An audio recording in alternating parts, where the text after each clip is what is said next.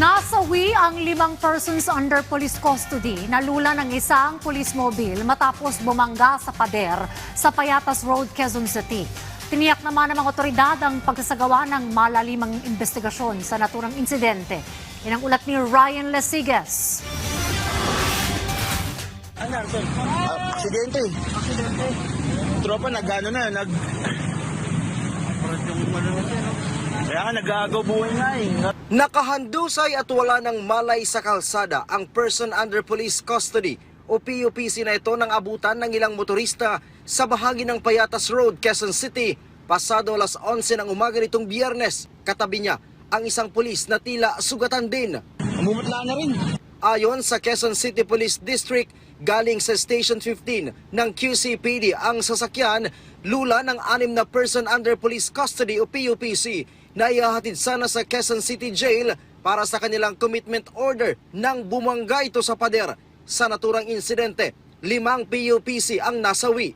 Blunt trauma sa head and yung 4 po ay blunt trauma sa trunk. Yun po yung result ng medical po natin. Pumalag naman ang PNP sa mga espekulasyon na sinadya ang aksidente.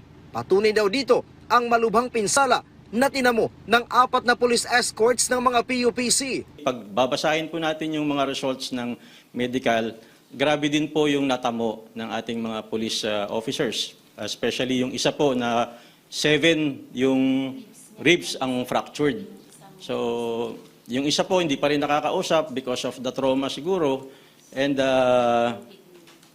yung isa po ay dumudugo until now yung kidney. Sinampahan na ng kasong reckless imprudence resulting to multiple homicide ang pulis na driver ng police car. Sinisilip na rin ng PNP ang lahat ng anggulo upang malaman ang dahilan ng trahedya. Kabilang dito ang mechanical failure at human error. Based po dun sa mga initial statement, na lose control po yung driver natin, nahirapan siya kasi gumewang na yung sasakyan, and allegedly may naramdaman silang kabig doon sa sasakyan po. Tiniyak ng Philippine National Police o PNP na walang magiging cover-up at magiging patas ang kanilang gagawing investigasyon. Katunayan, kinuha na ng PNP ang serbisyo ng maker ng sasakyan upang masilip kung saan nagkaroon ng problema na naging mitsa ng insidente. Kabilang sa mga kasong kinakaharap ng mga nasawing PUPC ay theft, drugs, robbery at grave threat.